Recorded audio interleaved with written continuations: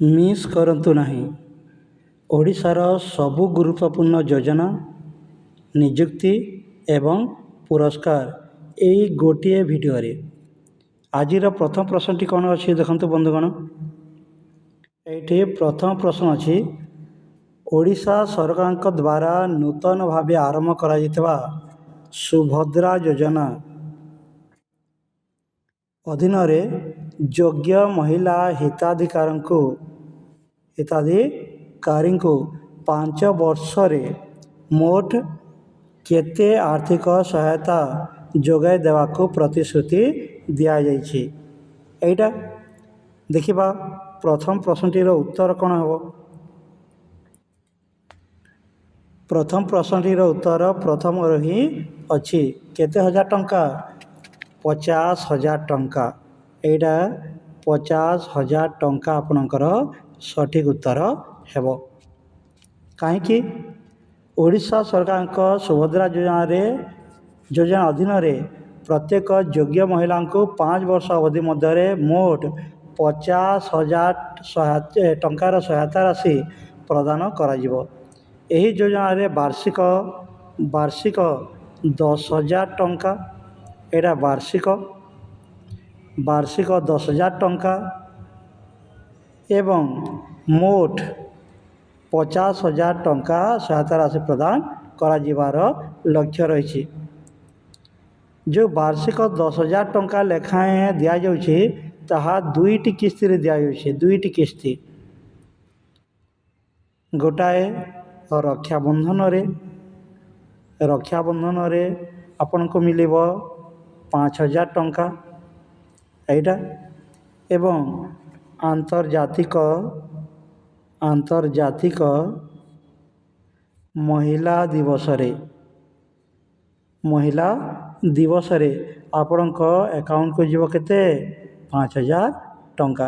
ଏପରିକି ବାର୍ଷିକ 10,000 ଟଙ୍କା ଆପଣଙ୍କୁ ମିଳୁଛି। ଏଇଟା ପ୍ରଥମ ପ୍ରଶ୍ନ। ଦ୍ୱିତୀୟ ପ୍ରଶ୍ନଟିକୁ ଯିବା। ଦ୍ୱିତୀୟ ପ୍ରଶ୍ନଟିରେ କ'ଣ ଅଛି ଦେଖନ୍ତୁ। ଏଇଠି ଦେଇଛି, କୋରାପୁଟ ଜିଲ୍ଲାର ଗୁପ୍ତେଶ୍ୱର ଜଙ୍ଗଲକୁ ନିକଟରେ ଓଡ଼ିଶାର 4ଥ ଜୈବ ବିବିଧତା ଐତିହ୍ୟ ସ୍ଥଳ ଭାବରେ ଘୋଷଣା କରାଯାଇଛି। ଏହି ଘୋଷଣାନାମାରେ ଉଲ୍ଲେଖ କରାଯାଇଥିବା ଅନୁଯାୟୀ ଏହାର ପାରିସ୍ଥିତିକ ଗୁରୁତ୍ୱର ପ୍ରାଥମିକ କାରଣଗୁଡ଼ିକ କେଉଁଠି? ଏଇଟା ପ୍ରଶ୍ନ ଆପଣଙ୍କର। ଦେଖିବା କ'ଣ କ'ଣ ଅଛି। ଏଇଠି ଆପଣଙ୍କର କେଉଁଟା ଉତ୍ତର ହେବ?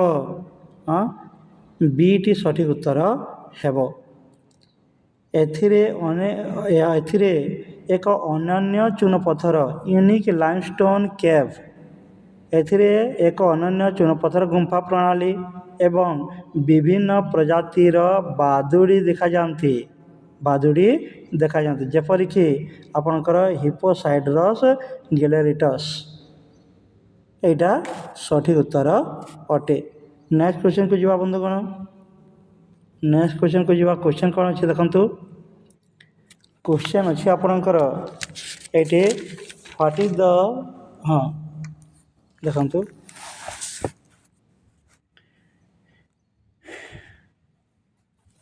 ଏଇଠି ତୃତୀୟ ପ୍ରଶ୍ନ କ'ଣ ଅଛି ଦେଖନ୍ତୁ।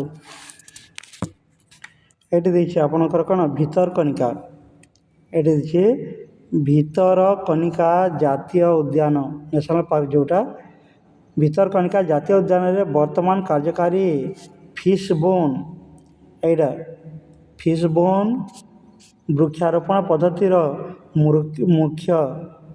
ମୁଖ୍ୟ ଉଦ୍ଦେଶ୍ୟ କ'ଣ?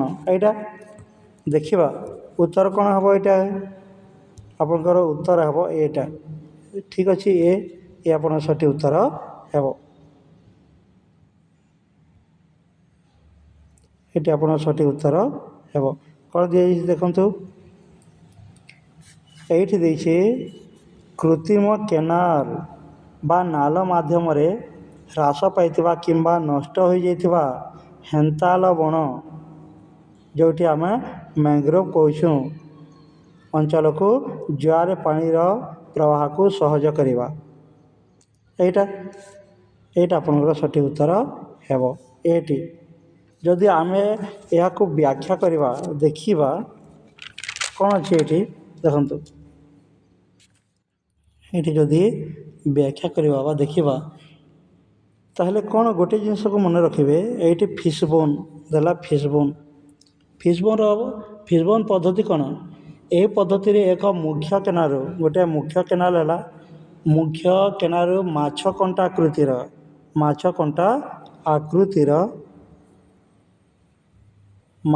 ଆକୃତିର କ'ଣ କରିବେ ଆପଣ, ଆକୃତିର ଅନେକ ଛୋଟ ଛୋଟ ଶାଖା ନାଳ, ଏଇଟା ଶାଖା ନାଳ ଗୁଡ଼ାକ ଖୋଲା ଯାଇଥାଏ। ଏହାର କାର୍ଯ୍ୟ କ'ଣ? ଏହି ଶାଖା ନାଳ ଗୁଡ଼ିକ ପ୍ରାକୃତିକ ଜୁଆର ସ୍ରୋତ ଭଳି କାମ କରନ୍ତି, ଯାହାଦ୍ୱାରା ସମୁଦ୍ରର ଲୁଣିଆ ଜୁଆର ପାଣି ନଷ୍ଟ ହୋଇଯାଇଥିବା ଶୁଖିଲା ପଡ଼ିଥିବା ହେନ୍ତାଳ ବଣ, ଯେଉଁଟା ମ୍ୟାଙ୍ଗ୍ରୋଭ୍ ଅଞ୍ଚଳରେ ଭିତର ଭାଗକୁ ସହଜରେ ପହଞ୍ଚିପାରେ। ଯେଉଁ ଏଇଠି ହେନ୍ତାଳ ବଣ ଗୁଡ଼ାକ ଦେଖାଯାଏ, ଆପଣ ଜାଣିଛନ୍ତି ହେନ୍ତାଳ ବଣ ଯଦି ଶୁଖିଯାଇଛି ଲୁଣିଆ ପାଣିରେ, ତାହେଲେ ଏହି ପାଣି ଗୁଡ଼ିକ ଭିତରକୁ ପ୍ରବେଶ କରିପାରିବ। ଏଇଟା ଏଥିରେ ଲାଭ କ'ଣ ହୁଏ?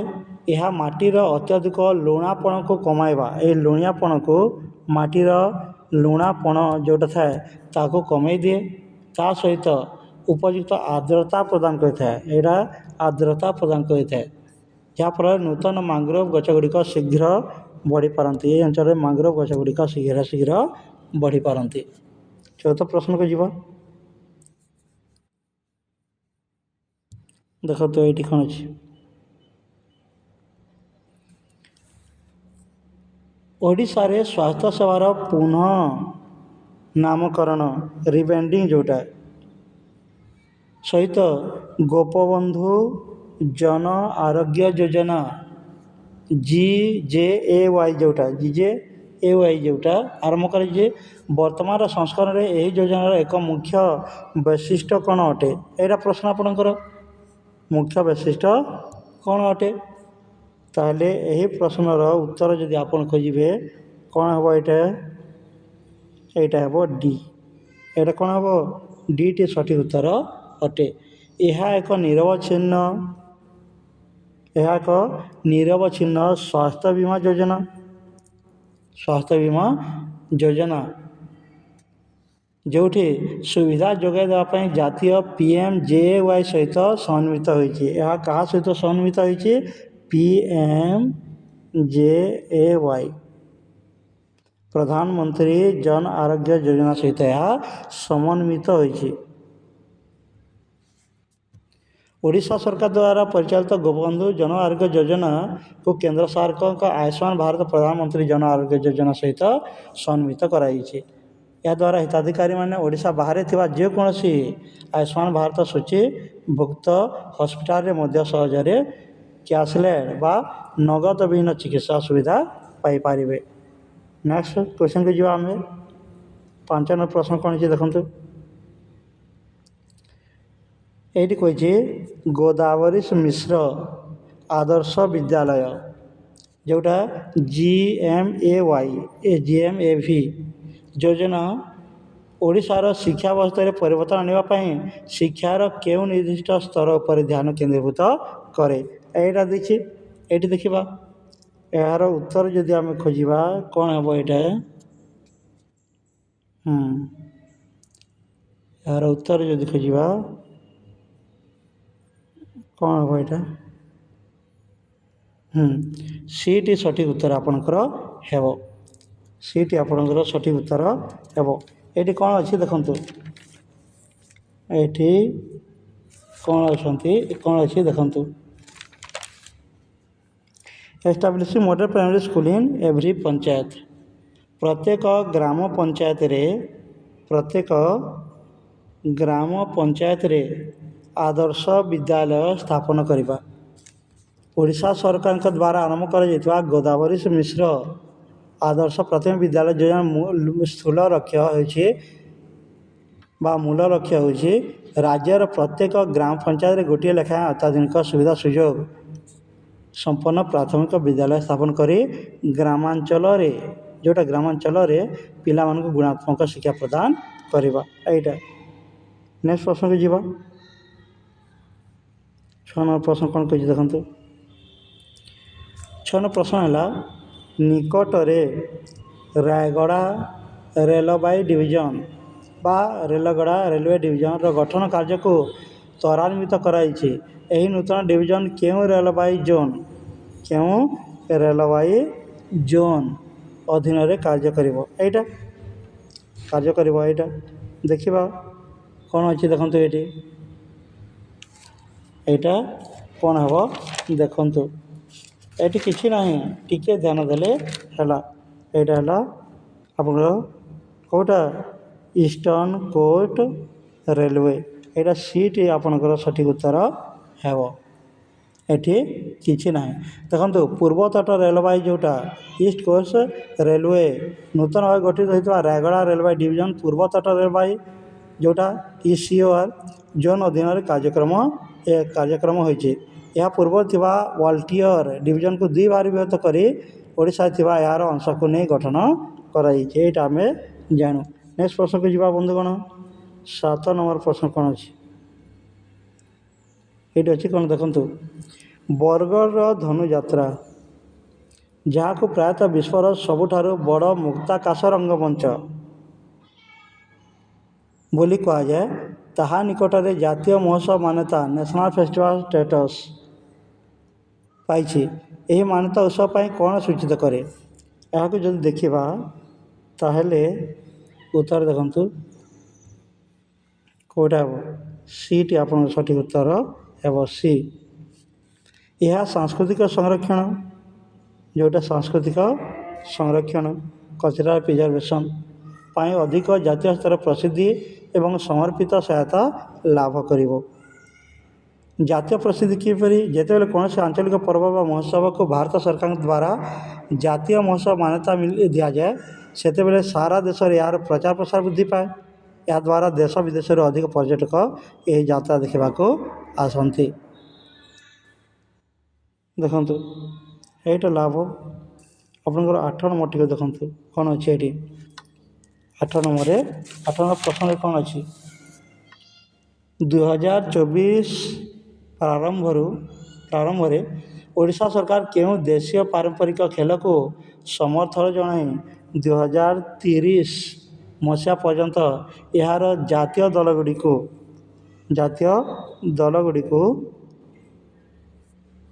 दलगुड़िक आधिकारिक प्रायोजक जोटा आपंकर स्पॉन्सर ऑफिशियल स्पॉन्सर भाव में चुक्ति अवधि वृद्धि करछंती।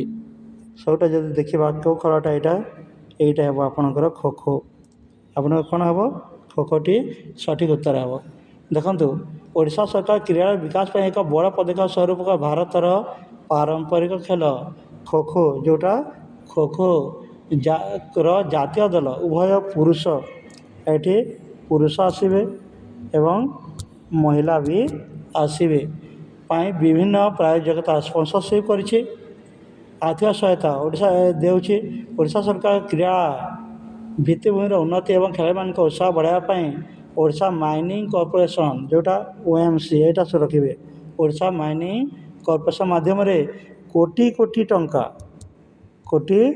कोटी टंकार आर्थिक सहायता दूची आर्थिक सहायता दूची।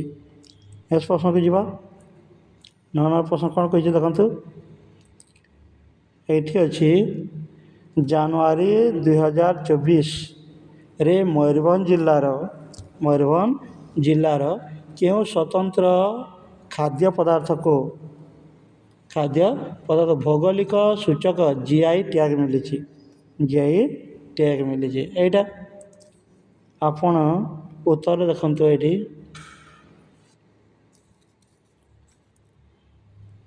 यहाँ कौन उत्तर हम हाँ यहाँ आपणकर उत्तर हम शिमिलीपाल काई चटनी रेड रिवर एंड चटनी यहाँ देखो शिमिलीपाल काई चटनी जोटा चटनी जीआई टैग मान्यता प्राप्त होती केवे जनवरी 2024 रे यहाँ ओडिशार मयूरभंज जिलार यह प्रसिद्ध काई चटनी को भौगोलिक सूचक जीआई टैग प्रदान कर आम जानू। यही चटनीटी किपरि प्रस्तुत हुए ଏହି ସ୍ୱତନ୍ତ୍ର ଚଟଣୀକୁ ମୟୂରଭଞ୍ଜ ଜିଲ୍ଲାର ସ୍ଥାନୀୟ ଆଦିବାସୀ ସମ୍ପ୍ରଦାୟର ଲୋକମାନେ, ସେଇଟା ଆଦିବାସୀମାନେ, ମୟୂରଭଞ୍ଜର ଆଦିବାସୀ ଯେଉଁମାନେ ସେମାନେ ତିଆରି କରନ୍ତି। ଶିଳ୍ପାର ଅଭୟାରଣ୍ୟର ଜଙ୍ଗଲରେ ଥିବା ଗଛମାନଙ୍କରୁ ନାଲି ଯେଉଁଟା ରେଡ଼୍, ହଁ ରେଡ଼୍ ଇଭରେଣ୍ଟ, ହଁ ତାହାକୁ ସ୍ଥାନୀୟ ଭାଷାରେ କାଇ କୁହାଯାଏ। ଏହାକୁ ସ୍ଥାନୀୟ ଭାଷାରେ କ'ଣ କୁହାଯାଏ? କାଇ କୁହାଯାଏ। ଏହି କାଇର ଅଣ୍ଡାକୁ ସଂଗ୍ରହ କରନ୍ତି ଏବଂ ସଂଗ୍ରହ କରି ଏହି କାଇର ଅଣ୍ଡାରୁ ଚଟଣି ତିଆରି କରନ୍ତି। ଏଥିରେ କ'ଣ ଅଛି? ଏହି ଚଟଣିରେ ଔଷଧୀୟ ଗୁଣ ଅଛି। କ'ଣ ସେଇଟା ଯଦି ଦେଖିବେ, ଏଇଠି ପ୍ରୋଟିନ୍ ପାଇବେ ଆପଣ। ପ୍ରୋଟିନ୍ ଅଛି, ଭିଟାମିନ୍ B12 ଏଇଠି ଭିଟାମିନ୍ B12 ପାଇବେ ଆପଣ, B12। ଆଉ କ'ଣ? ଆଇରନ୍ ବି ପାଇବେ, ଆଇରନ୍ ଏବଂ ଜିଙ୍କ୍ ବି ରହିଛି। ସ୍ଥାନୀୟ ଲୋକେ ଏହାକୁ ସ୍ୱାସ୍ଥ୍ୟ ପାଇଁ ଏବଂ ଅନେକ ରୋଗର ପ୍ରତିଷେଧକ ଭାବରେ ବ୍ୟବହାର କରନ୍ତି। ଦେଖିବା ଆଜିର ଶେଷ ପ୍ରଶ୍ନଟି କ'ଣ ଅଛି? ଓଡ଼ିଶା ନିକଟରେ ଶ୍ରୀମନ୍ଦିର ପରିକ୍ରମା ପ୍ରକଳ୍ପର ଉଦ୍ଘାଟନ ଉତ୍ସବ ପାଳନ କରିଛି। ଏହି ପ୍ରକଳ୍ପର ମୁଖ୍ୟ ଗଠନମୂଳକ ବୈଶିଷ୍ଟ୍ୟ କ'ଣ ଅଟେ? ଷ୍ଟ୍ରକ୍ଚରାଲ୍ ଫିଚର୍ଟି କ'ଣ ଅଛି? ଦେଖନ୍ତୁ, ରିସେଣ୍ଟଲି ଏବେ ମିଳିଛି, ଏଇଟା ନିକଟରେ। ଏଇଟା କେଉଁ ଅପସନ୍ଟି ସଠିକ୍ ଉତ୍ତର ହେବ? ହଁ, ଏଇଟା ଆପଣଙ୍କର ସଠିକ୍ ଉତ୍ତର ହେବ, ବିଟି। ଦେଖନ୍ତୁ, ସୁରକ୍ଷା ବ୍ୟବସ୍ଥା ଏବଂ ଭକ୍ତମାନଙ୍କ ଯାତାୟାତର ସୁବିଧା ପାଇଁ ଜଗନ୍ନାଥ ମନ୍ଦିର ଚାରି ପାଖରେ ଏକ 75 ମିଟରର, କେତେ ମିଟରର? 75 ମିଟରର ବିଭିନ୍ନ ସବୁଜ ବରଫ ଜୋନ୍, ଯେଉଁଟା ଗ୍ରୀନ୍ ବଫର୍ ଜୋନ୍ କହନ୍ତି, ସେଇଟା ତିଆରି ହୋଇଛି।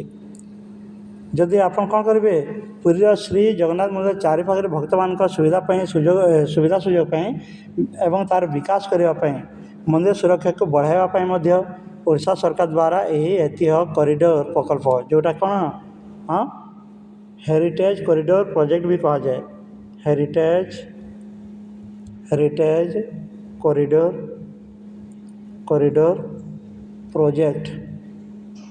ପ୍ରୋଜେକ୍ଟ ଏଇଟା, ଏହି ପ୍ରୋଜେକ୍ଟ ନିର୍ମାଣ କରାଯାଇଛି। ଏହାର ବୈଶିଷ୍ଟ୍ୟ କ'ଣ?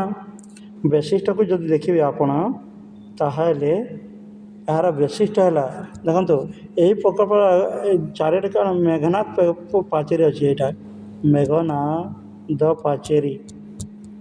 ଏହି ମେଘନାଦ ପାଚେରୀର ଚାରି ପାଖରେ 75 ମିଟର ବିଶିଷ୍ଟ, ଏଇଟା 75